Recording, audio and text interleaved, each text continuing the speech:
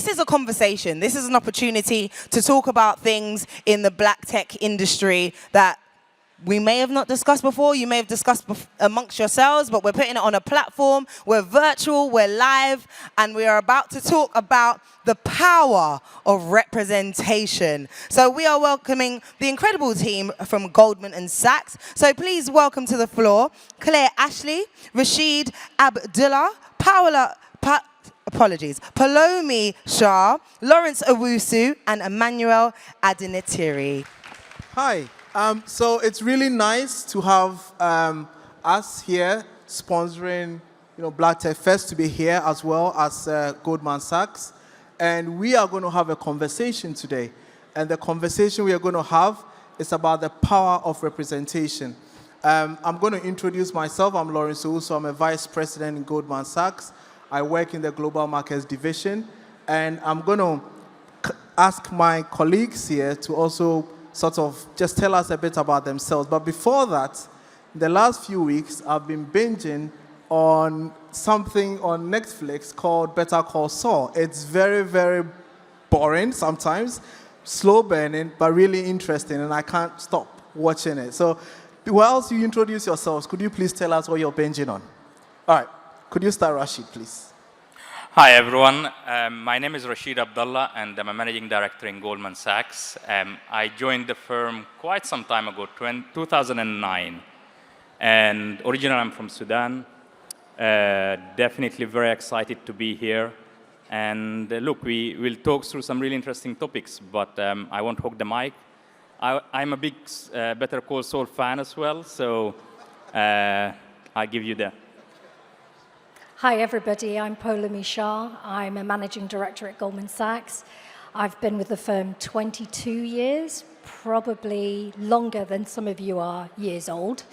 I'm not binge watching at the moment. I'm a food geek, so I love Australia MasterChef and can't get enough of that. It's a slow burn.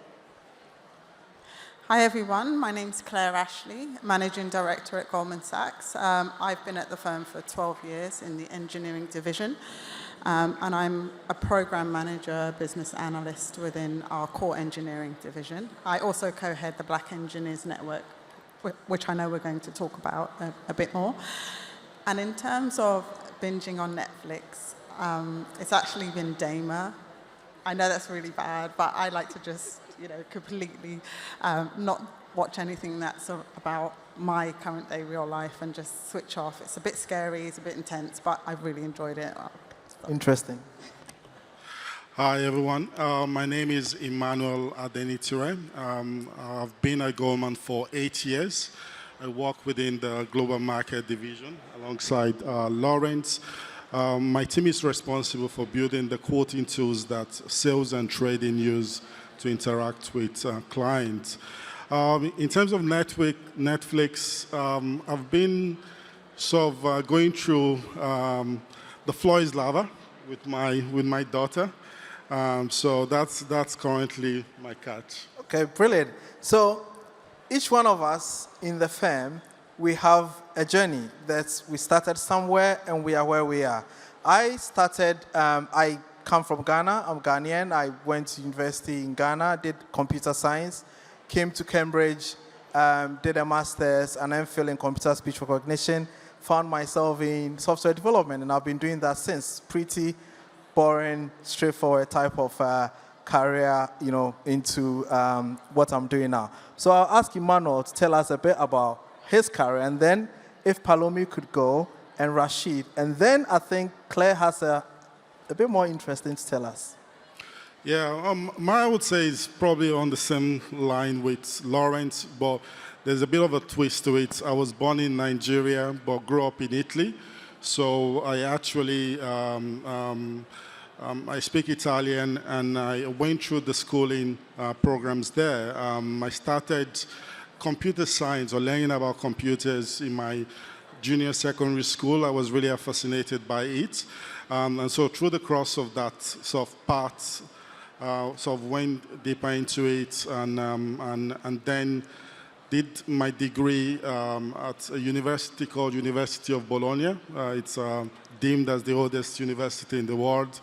and then came to the UK to really do my master's and found a lot of great opportunities here. And so worked in a few startups, a few banks, and since 8 years I've really been at Goldman. And one thing that really probably what I liked in is during my master degree, I picked up a book around the culture of Goldman, and that was like 15 or 16 years ago.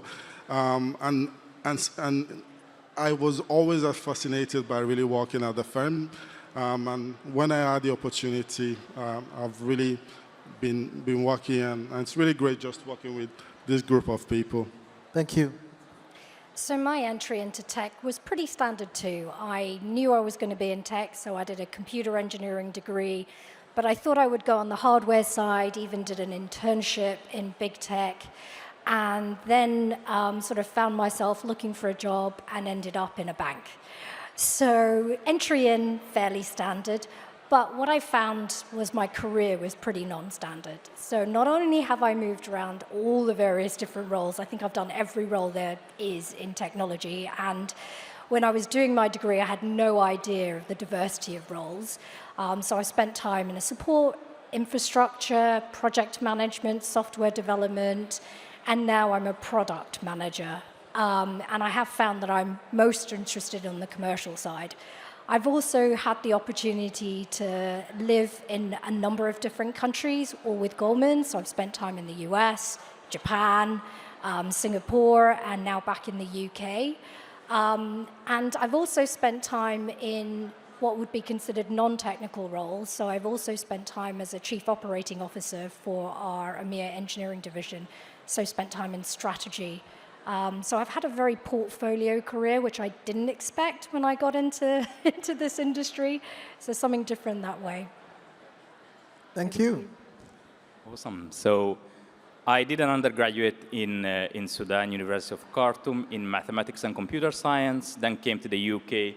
Similar to Lawrence, I did a master's at Cambridge and ended up joining a local startup as an intern. Before I went over to Accenture, where I had a couple of years as a consultant. And 2009 is when I joined Goldman. And I think the interesting fact about Goldman that not many people realize is, I mean, the question is, what on earth are we doing in a tech festival? Well, we have over 10,000 engineers at the firm, which is almost like a quarter of the firm. And technology is not just something that supplements business. It's actually a direct enabler for business, right? So I am in the core engineering part of the organization, which is like a software house within the organization. So lots of really exciting things are happening. There's no time to elaborate on them, but just wanted to kind of like explain how we ended up in this festival as well. Thank you. And then Claire, I think your story is not as standard as, let's hear you. Yes, I think you've oversold it, though. It's not that interesting, really isn't.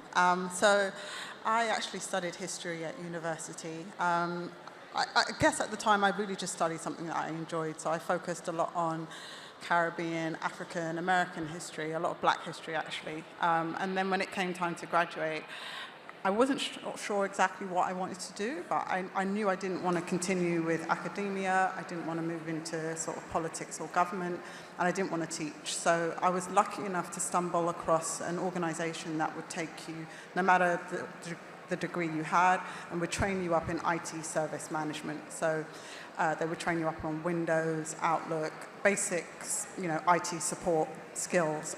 So I started my career actually on an IT help desk for British Gas, supporting thousands of people. And I was the person that you would call, on a Monday morning to say, I can't log on, my password doesn't work, and I'd kind of say, can you reboot your laptop? Or, something to that effect.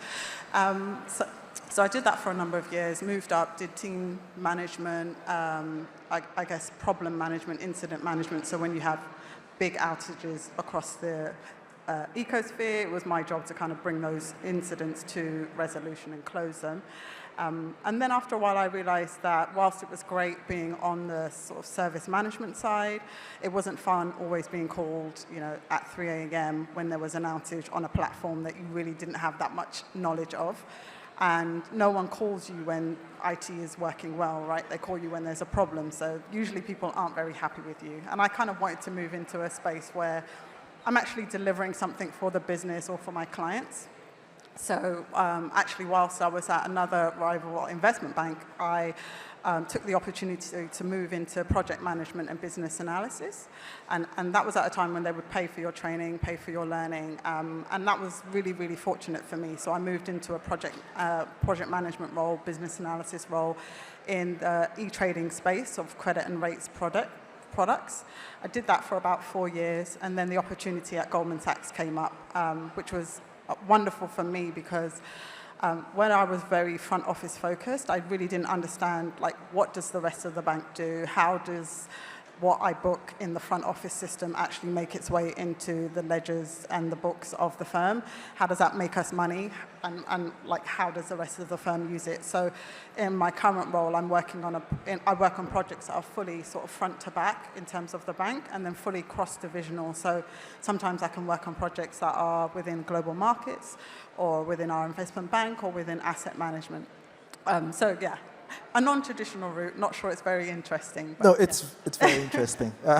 It's really interesting. That's really good, and it's great. Like, from that background, you are an MD, and it's amazing that you can start small and make it up, and there's opportunity for people there. So that's a really great story. We celebrate diversity, and one of the questions that we really want to ask ourselves is: are there specific examples where having diversity in your team actually solves a problem? I'm going to ask Rashid to give us an example or tell us about that. Emmanuel is going to then sort of also talk to us about that. Yeah, Rashid. Yeah, sure. So I manage what we call the web platform at the firm, and the products that we create is used by thousands and thousands of engineers across the firm. And they come from investment banking, asset management, transactional banking, consumer unit, etc. So really, I think as functionality, it's very diverse.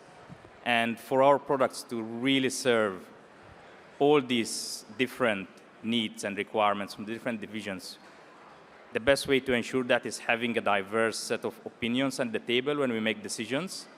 Otherwise, we're going to end up biased in one direction or the other. And that really is reflected in the team that I manage. I think I'm very proud of the diversity and sort of like the different sort of discussions and opinions that we have on a daily basis. And it's been wonderful for that purpose. Brilliant. Emmanuel. Yeah, I will actually extend what Rashid said. I would maybe add another sort of layer, and my team is really responsible for the quoting tool that a lot of business within the global markets use on a day-to-day basis. And there is an element also of like the user interactions. And so having an understanding of how does a Japanese trader sort of read a particular text that is really put on a button, which can really drive huge revenue loss or opportunities, is really very important. So having that diverse background, and I think within my team, I would say we have probably at least 15 to 20 nationalities. We can really be able to settle on like commonalities of, okay, I understand this, but would this trader understand this? Would this salesperson understand this? So really diversity is really at the core, because you are really trying to build a platform that serves the needs of quite a diverse set of people. Sure, that's really good. So as I said before, come from Ghana. I studied in Ghana, and I did my first degree in Ghana in 2002, I think. And I didn't have a computer. My parents couldn't afford a computer. So I used to write all my programs on my paper. I write everything on paper. I debug my code on paper. I run my code on paper. I did all of that on paper. And then when my friends who had computers go to bed, I then go into, like, take their computer and type my code out. And I never even bother running it because I know it runs. Now, that actually, it's a bit of it sounds like a sad story. But in my team, when there are optimization problems, we need to get something to be fast. They give it to me because I tend to think about it before I start typing. When I'm typing, I'm solving the problem. I'm not thinking about the problem. And so diversity is actually interesting because your background might be different, but then it brings something interesting to the team. And that is one of the good things. Like, that's my story. And I'm sure there's a lot of people at GS who have a similar story. There are problems we are solving in the diversity space. And I know, like Palomi and Rashid, you are solving some of these problems. And we want to hear what sort of problems are you solving in the diversity space at Goldman Sachs? Sure, so let me go first. So in terms of diversity, we think about it really from two perspectives. One is making sure that we can get diverse people from diverse backgrounds into the firm, and then once they're in the firm, that we can retain them and that they can have the career and the successes that they would like to get out of life. So from an entry point, what we're always working on are various different pipelines to create opportunities for people from different backgrounds to make their way into the firm. And one of the things that we've really been focused on more recently is, I think we can say COVID is over now. I'm not entirely sure if we can say it 100%, but it certainly feels when we're walking around the streets that COVID is in the past.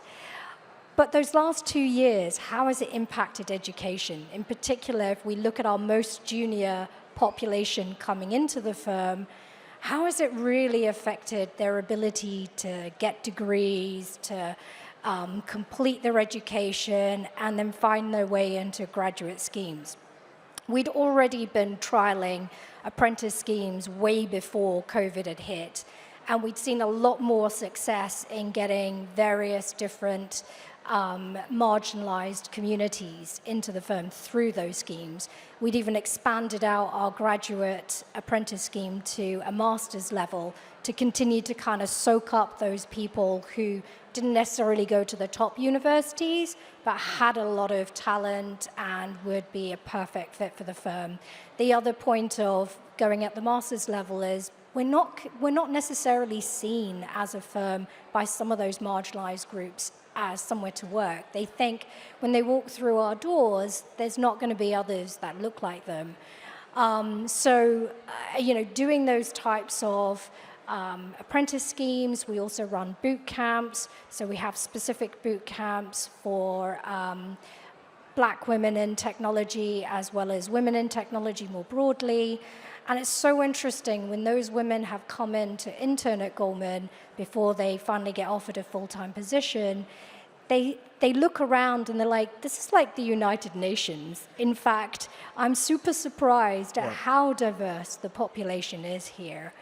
And so really looking at our edges to think about hiring and how we continue to show the diversity that we have in the firm already so that everyone can see that there is a role model, that there is someone already there who's progressing their way through the firm, is successful, having the life that they want. So also supporting through that hiring process. I think we've got hiring buddies now, and I'll let Rashid talk more about those. Yeah. But also from a retention perspective and just making sure that all of our diverse candidates are having a fair and equal opportunity set to everybody else. We take it very seriously during the end of year processes where we look at promotions, where we look at our compensation, and we work super hard to make sure that all of our employees from whatever backgrounds they come from are getting an equal set. So a lot of us as managing directors are sponsoring or nurturing our more junior talent. We are out campaigning for them with their managers. If we think they should have been promoted and they haven't been promoted, we will jump in and go on. Most of you won't see this is happening. That's good to hear. You will not see it, but we are all out campaigning for each and every one of you on an individual basis. So that's how serious we take it as well as leaders in the firm, right? Like, we are always trying to make sure there is space for everyone coming behind us. Thank you. Rashid. Absolutely. And I think, just to really emphasize, we all have our day-to-day jobs, right? Like we run pretty large projects or organizations. But inherent in what we do is we also have this, I wouldn't call it a side job, but it's another focus area where it's really about driving diversity and inclusion at the firm. And myself, I'm a massive believer in having opportunities for everyone, regardless of their race, religion, background, or culture, right? And the things that I can control, for example, are just going out there into the communities that matter and making sure that they have the confidence, they have the aspiration, they have role models like the people sitting here and the people in the audience who they can look up to and say, hey, I can do this. And through basically we getting to those communities, we actually recruit, and we have many, many examples of having done that at Goldman, right? Like one of our flagship programs is the Africa Caribbean Recruitment Initiative, where we go to universities in Ghana, Nigeria, Kenya, and the Caribbeans, and we really are on the ground interviewing, but more importantly, really making everyone realize that, hey, it's possible to get into a successful career, something that seems so out of reach. But here are people on the ground who are working at those institutions, and you have the opportunity to work there as well. And then the opportunity to progress within the firm, right? So what Palomi touched on. So we want to make sure that regardless of which team you end up in and what's your background, how you ended up in that team, like when it comes to things like career progression and promotion and opportunities to sort of switch teams, those are available to you. So there's I'll let Claire and Emmanuel as well like touch on what we do in the Black Engineers Network, but just wanted to kind of draw that attention to this is something that we deeply care about. And yeah, I mean, I can go on for hours and hours. That's really good. And I think that leads us nicely into the Black Engineers Network. We all have strong connections to it. And it'd be nice to hear from Claire. If you can tell us a bit more about that, what you do, and Emmanuel as well. And then if Rashid and Palomi can. Yeah, sure, absolutely. So as I mentioned, I'm one of the co-heads of the Black Engineers Network alongside Emmanuel and Rashid here on the stage. And really, the Black Engineers Network is a community built around supporting, nurturing, attracting Black talent, but also making sure there is a pipeline of successful Black people with careers that are long, extended, impactful at Goldman Sachs. And a number of the things that we just touched on, the African Caribbean Recruiting Initiative, we spend a lot of time supporting the population that come into the firm. We spend a lot of time looking at how we can recruit from London universities as well, and not the typical, I guess, Oxbridge universities, but universities where there are a Black population. For example, we do the apprenticeships at Queen Mary, which is actually where I studied. But we've been doing work with Brunel, actually in association with Colour in Tech. And we've been working with a number of different organizations to make sure that we can attract people from London and also more broadly. For me, the Black engineers community is really about it's about that sense of community. It's about a family. It's about really looking out for one another. And you'll notice there are several people around the floor with Goldman Sachs t-shirts, and the vast majority of them are part of the Black Engineers Network, and I'm super, super proud of that group. I've been a co-head there for about 6 or 7 years. We've grown substantially. We are a real force within the firm. We do so much work. And we're actually a massive, massive support. And that's the other point, right, is to have a voice at the table. As an individual, you might not have a voice, but as a group, you can be so much louder. Exactly. I was promoted to managing director, the first Black female managing director in EMEA in engineering. So I have to put lots of caveats in there. But look, this community have been absolutely instrumental. My first support system, Emmanuel, Rashid, have been really, really wonderful in helping me throughout that journey. And one of the things that I think, like, if ever I were to not be at Goldman Sachs, I don't see that happening, but like the Black engineers community would be one of the things I'm most sad about leaving behind. So, shout out to all the guys in the back. in the black engineers Thank you, t-shirt. Claire. It's really good. Thank you. Emmanuel, do you have something to add there? I will actually bring it back to the theme of this conference, which is belonging. I think if I think about the network and really its basic and most principal purpose is really to provide a safe space for us to really experiment, try, be able to be mentored, to really be able to sort of shout loud any of the points of frustration that you have and have like a resounding board of people can really sort of walk on that journey with you. Like I've certainly benefited from the counsel of many people on this panelist, and I think to some extent we are really thinking about this in a broader remit, and really like even this conference was, it's really, and how we got involved in this conference was really an idea of someone in the community, and then you sort of network, you really find that sort of synergy, and before you know it, we have really been able to make things happen.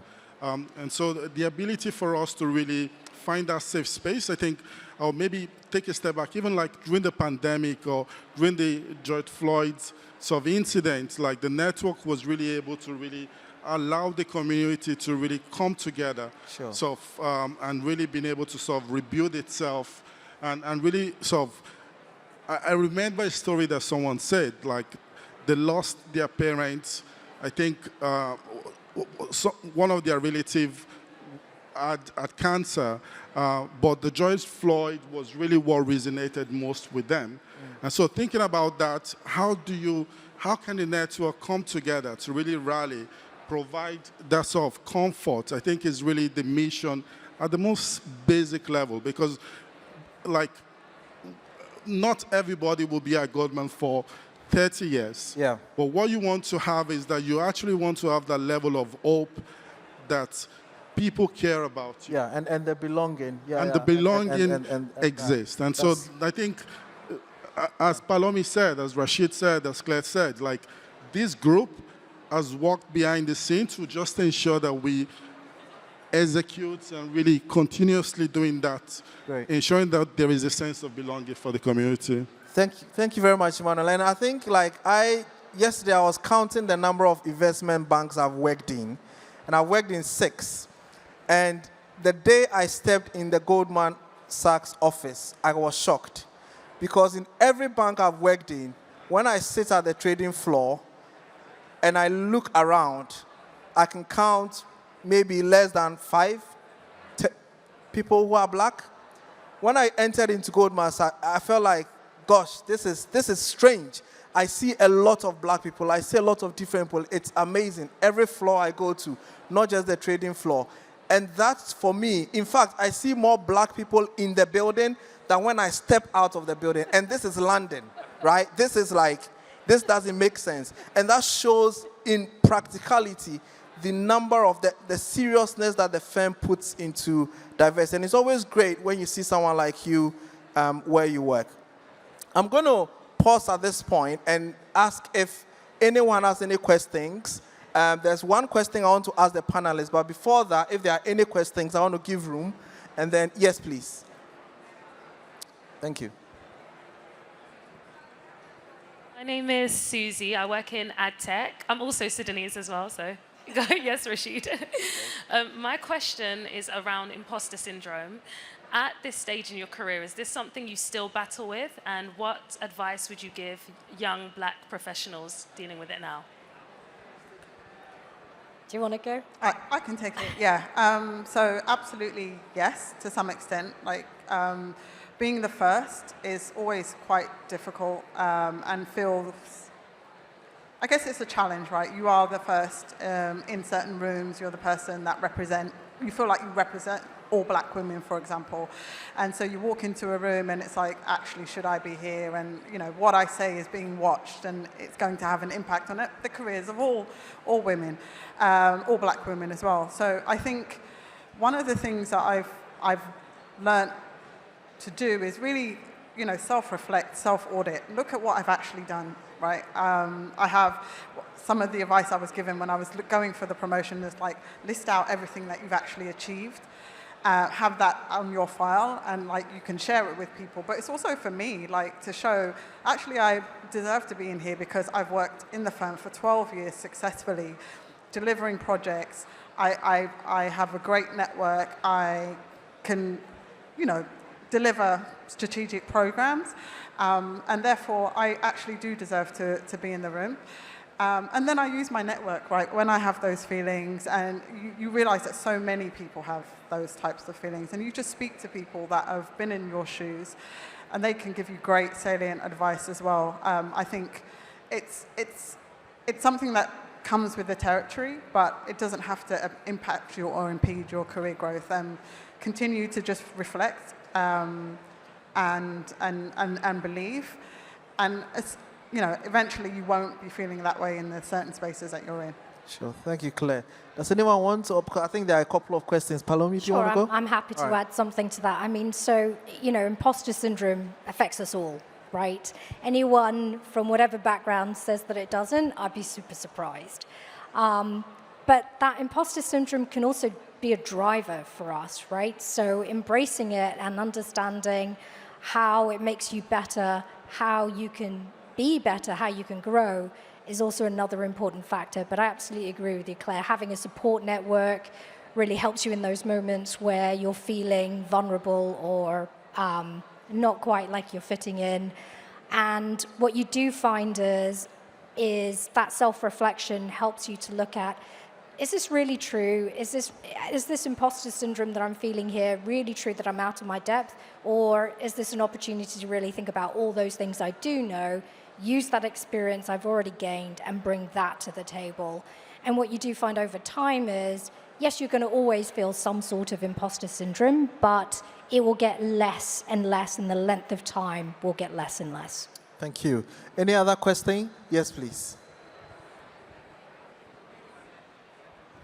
Hi, my name is Yusr, and I want to thank you guys for sharing your journeys and your stories. It's really inspiring.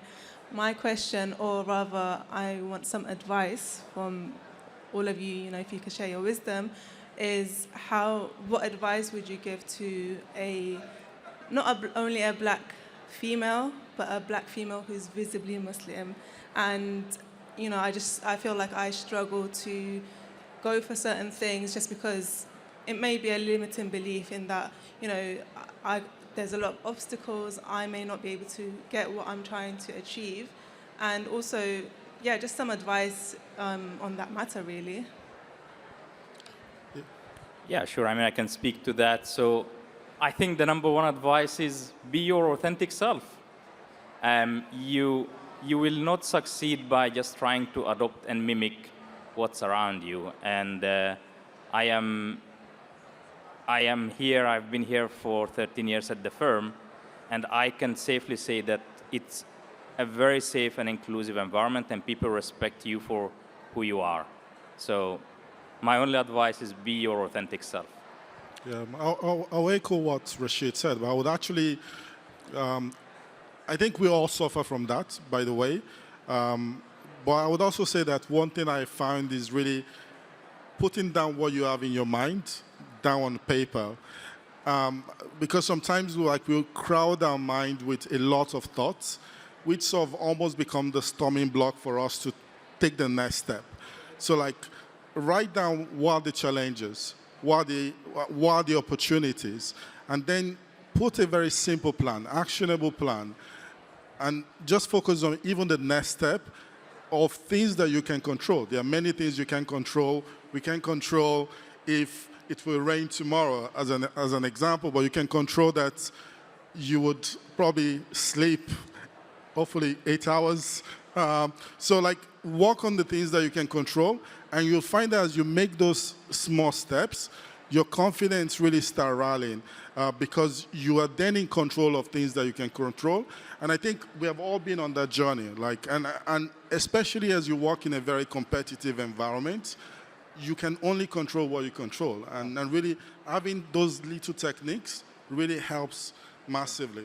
Thank you. Can we get the last question, please? I think, we don't have time. All right, that's unfortunate. But I want to thank all of you for being here, and we will be at the Goldman Sachs booth just if you go out. And if you've got any questions, please reach out to us. We'll be very happy to talk to you. And thank you so much, all of you. Really good conversation. Thank you. Thank Bye-bye. you.